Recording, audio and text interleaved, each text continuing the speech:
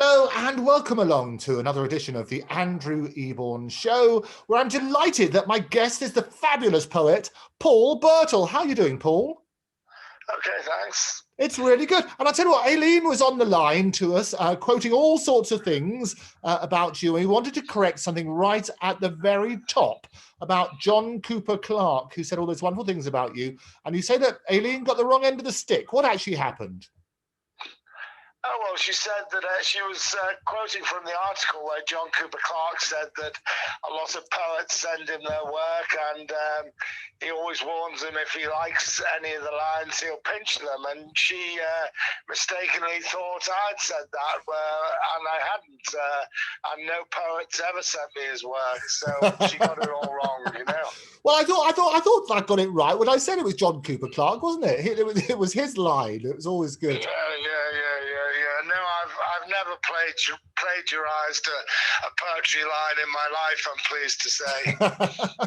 And you've got this very unique style anyway. Well, look, I was fascinated to find out about the press have gone crazy about you in the last couple of days. Fantastic reviews for your latest work in The Guardian, in The Observer, and various other things. And for John Cooper Clarke, no less a man, to say such great things about you, must make you feel pretty good, doesn't it? Yes, he's always liked my work. I mean, I read with him in 1998 at a club in South London, and I went down very well, and we sort of became quite friendly after that, you know, and I've always sent him my books, and he always enjoys reading them, and always gives me good feedback, you know. No, but does he send you his in return?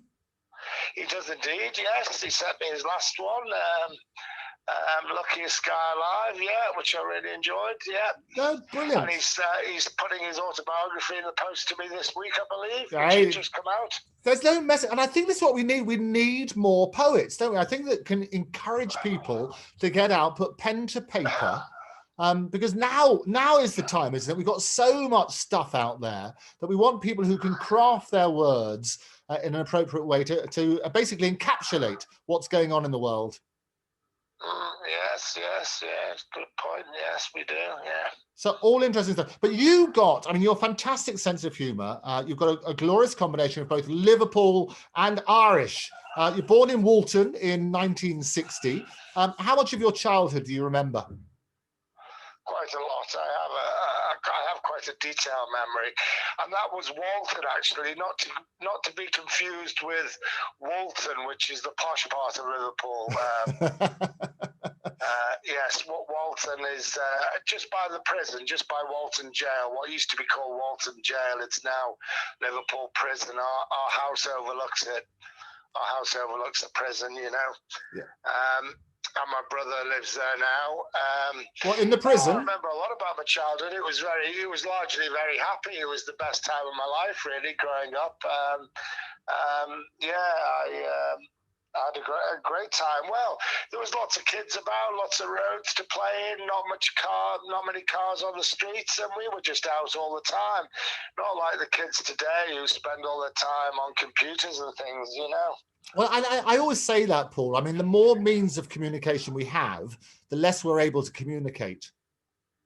Yeah, true, yeah. So it's quite, but it is interesting because I think those were the sort of glory days when people, you didn't have to lock your doors, did you? You could wander in the streets, and you pop round to your neighbours' houses. Yeah, definitely, yes, yeah. So brilliant. So what sparked your interest in poetry? Well, I've been writing since 1984. I started writing plays, and I drifted into poetry a few years later in 1987 after going through a difficult phase in my life. I had a relationship problem with a woman, and I had some mental health problems, and I just thought I'd write a couple of poems, and it started from there, really. I've been writing them ever since 1987. Quite prolific.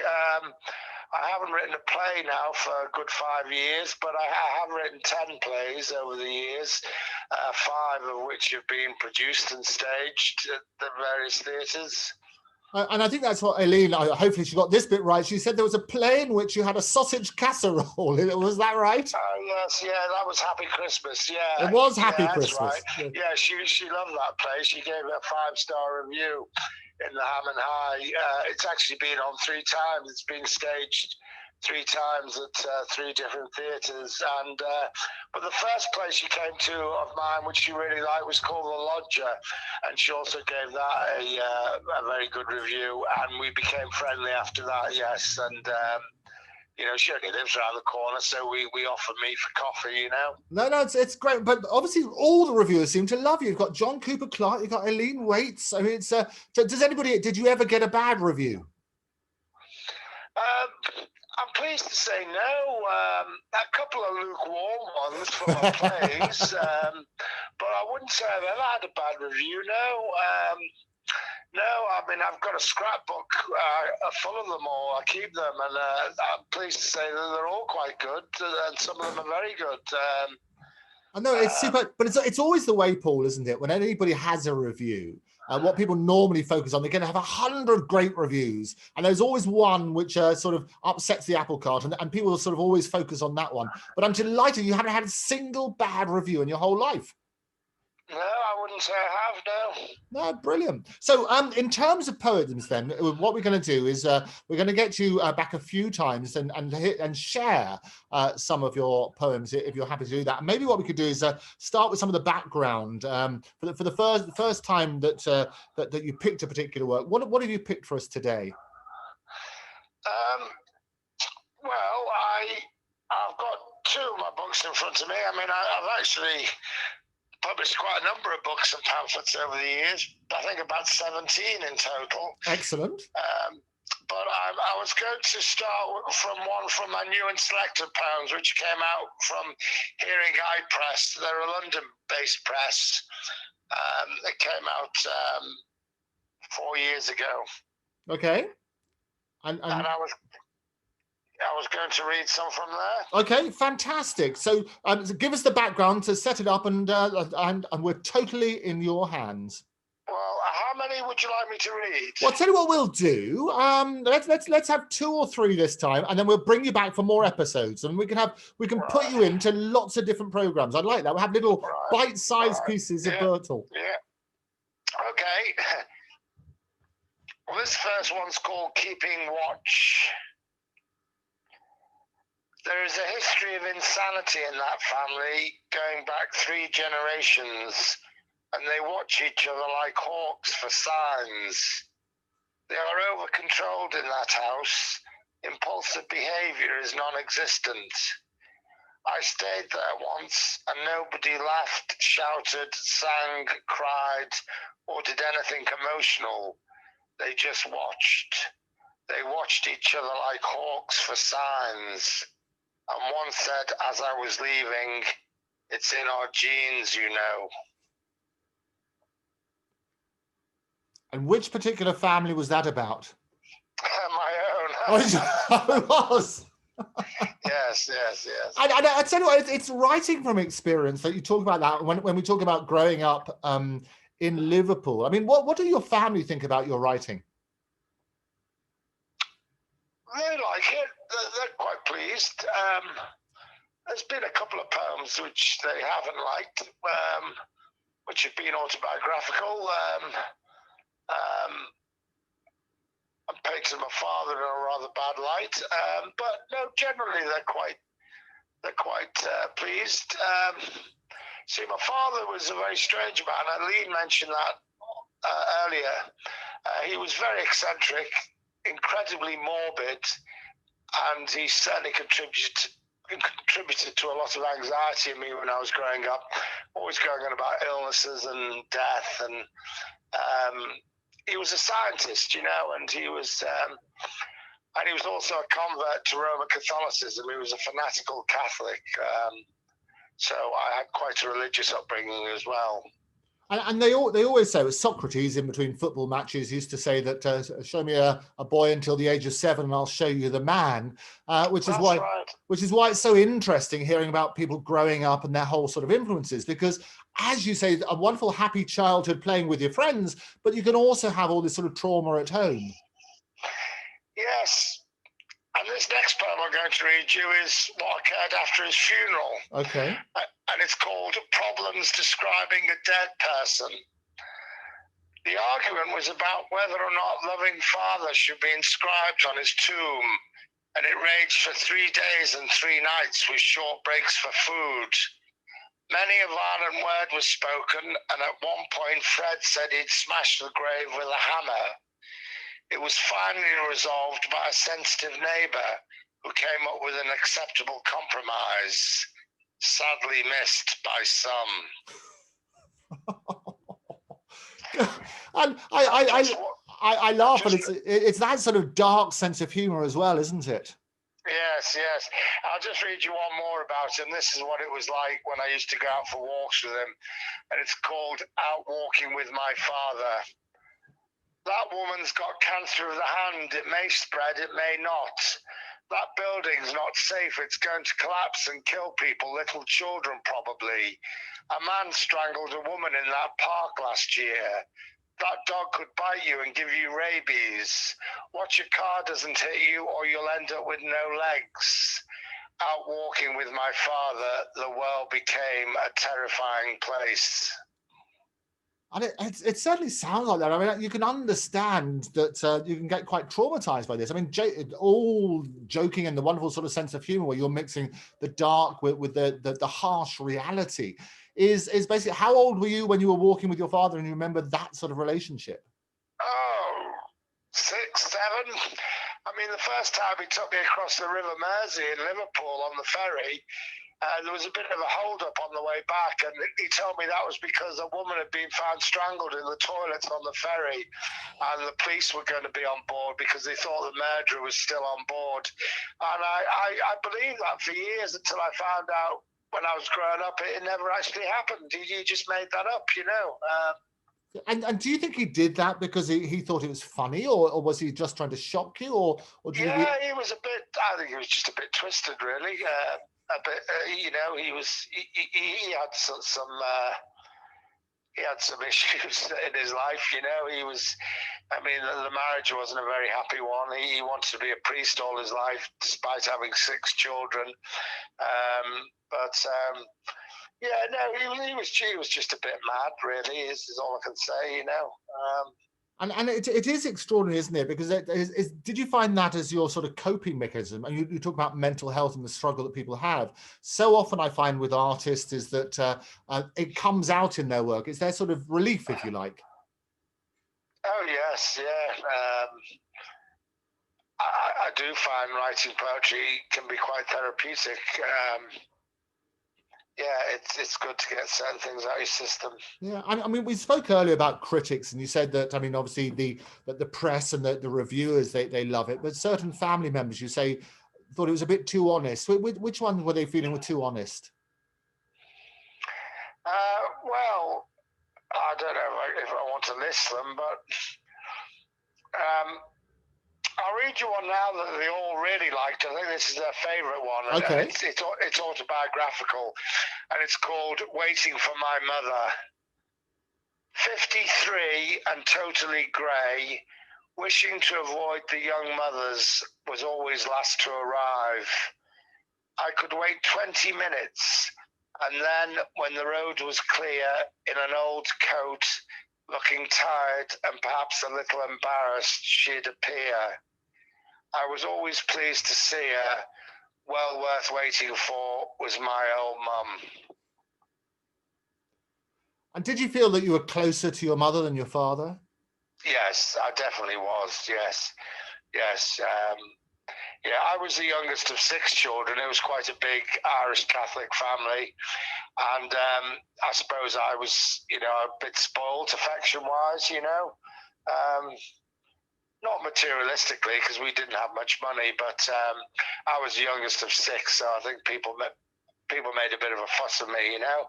And But yes, I was closer to my mother than my father. Yes. Sure, and it tends to be, as you say, whenever it's always the youngest child who gets the most attention heaped upon them. When, but also if there are problems in the house, if your mother and father were rowing all the time, so often you find that the children tend to take sides. Did you side with your mother more than your father? Oh, definitely. Yes, we all did. Yes, yes. Yeah. Yes, and there did used to be a lot of rowing, a lot of arguments. Yes. And did they stay together to the end? Well, they did, yes, and that was mainly because they were both devout Roman Catholics, and they don't believe in divorce. But to be perfectly honest with you, I think they would have been better off getting divorced, and it might have been better for all the children as well, not to have all the arguments and that, you know.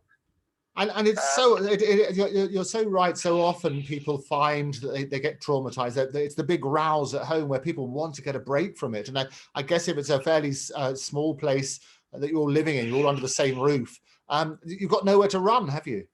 That's right. Yes, yes, yeah, yeah. I tend to write mainly short poems. Normally under sonnet length, you know. Okay, well let's have a few. Let's have a few more. I mean, if we talk about that sort of era, I mean, we can. What I love about this, we can punctuate your life with your story. But you came to writing poetry quite late. I mean, you're talking about it in the 80s, 84, I think you said. 84. I started writing when I was 23. Yeah. But I didn't start writing poetry till it was actually the first one was a few days after my 27th birthday. Right. September 1987. Yeah. And why so late? Well, as I say, I just drifted into it. It wasn't something that, I mean, I wasn't really interested in poetry. And before I started writing it, I'd read virtually no poetry at all, which is probably a good thing, somebody said to me, because I didn't have any real influences, you know? And it's good that you're right. It's good not to be constrained by people say this is what you have to do. And you so often find in school that people are forced to read certain things or they're forced to write certain things. Whereas actually, if you just express yourself and being given the freedom to do that, it's far more empowering, isn't it? Yes, definitely. Yes, yes. Anyway, this one's about my writing. It's called Work Shy Writer. Okay. You get lazy people in any field. I write poems instead of novels. You start at 9 and finish at past and have the rest of the day to yourself. Money's crap, though. Well, there's the truth. Many an artist would support you on that one. Yes. Which is extraordinary. So the rest of your family, Paul, when they hear your poems, and do they? How do they feel about it? Are they cheering you on and say, "Go on, you're the spokesman for the family"? Well, I wouldn't go that far, but they're supportive and they like my work, and I send each member of the family a book when they come out, and they're always well received. Yeah, no, they like my poetry. I mean, a few of them are a bit close to the bone, you know, a few of them about growing up. Because some of my poetry is autobiographical. Some of it is what I describe as semi-autobiographical, and some of it's just black comedy, you know? We love all of that. Give us a few more. Let's have some more of those autobiographical ones. Well, this one is... this is another short one, and I submitted this poem to Poems on the Underground some years ago, but they returned it saying the idea of Poems on the Underground was to take people's mind off the experience of being on the underground, and this short poem might have the opposite effect. But incidents like this do happen, especially in London, and it's called Strangers on a Tube. He picked his nose, she laughed. He wiped her on her coat, she slapped his face.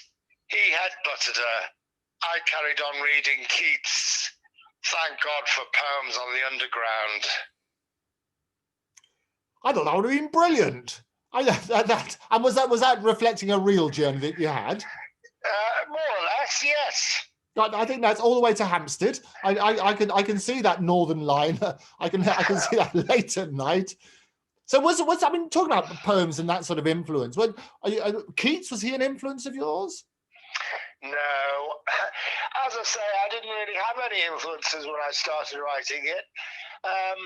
However, I have now read a lot of poetry over the years, but I only really started reading it when I began writing it. My favourite poet by far is Philip Larkin. Right. Although I wouldn't say he's been an influence on my work, but I love his poetry, you know. Yeah, and I think this is the great thing about it. You can enjoy other people's work without them having to be an influence at all. I like the fact that you've got your voice and your life comes out through those poems. I think that's very powerful. Here's another short one on the subject of writing. It's called Bestseller. Poetry doesn't normally sell, but mine might, because I intend to embark on a series of bizarre, motiveless murders on and around Hampstead Heath. Poetry doesn't normally sell, but mine might. I think that appears, Aline was talking about that, it appears on the back of your book, doesn't it, your current one? It does, yes. Have you seen the book, have you? I've seen some of it. I haven't read the whole thing. Aline's just alerted me to how brilliant you are very, very recently. So this is going to be and this is me being honest, this is going to be a journey of discovery, which I'm looking forward to. And we've already taken those interesting steps, but it is on the back of your current book. And when was that released? That's just been released now. Yes, September the 14th was the publication date, and it's with a new publisher, Wrecking Ball Press. They're based in Hull. Okay. My previous publisher, Hearing Guy, they are still going, but they've cut back. They're not doing as much as they used to.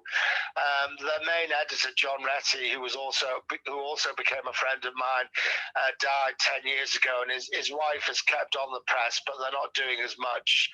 So I approached another publisher who was recommended to me, Wrecking Ball Press, and they're great. I get on with them really well. Although I've only spoken to them on the phone so far. They're going to invite me up to Hull for a launch of the book when hopefully this lockdown ends, you know. That'd be fantastic. And obviously Aline has a long history in Hull. That's right. Yes. Yeah. So it all comes full circle. And you say, I mean, as a combination, apart from writing, you will give these readings and people will come along and hear you. How are you finding it in lockdown? Because I talk to a lot of people who are performers as well, and they miss that interaction with real people.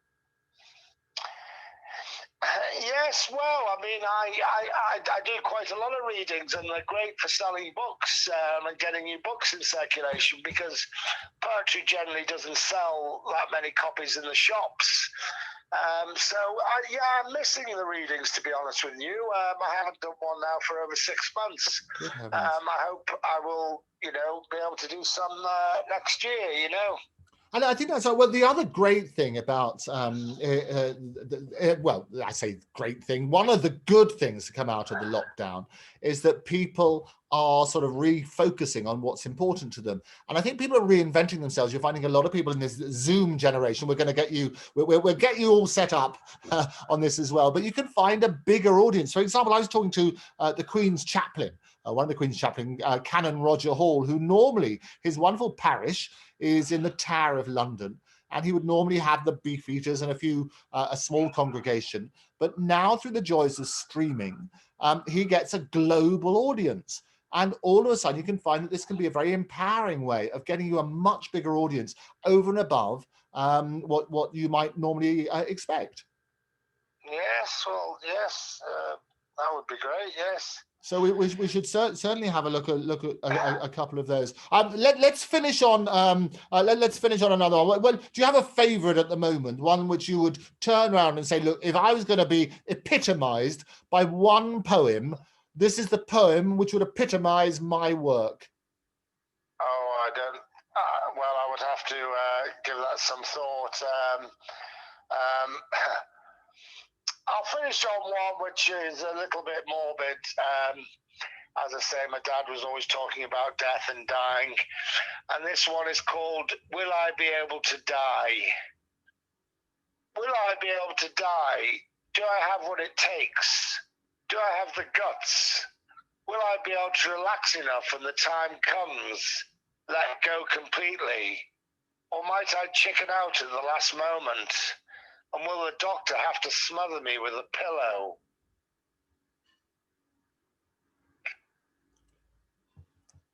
And what was the answer? Well, there isn't one. I mean, it's ambiguous, I suppose. But I could finish on one on the subject of coronavirus. Oh yeah, if you've got, oh absolutely. Let's keep that topical. Go for it. Yeah, okay, coronavirus. There's something rather eerie about it all, like something out of a John Wyndham novel. It's all in the book of Revelation, said Father Michael. It'll be a plague of locusts next. We're in the final chapter now. The day of judgment draws near. But you can't get toilet rolls, I said. Oh, I wouldn't worry about that. I haven't wiped my bottom in 25 years, and I don't smell, do I? Well, yes, you do, Father, I said. Paul Birtill, thank you very much for being my guest. Thank you. Take care. Bye-bye. Bye.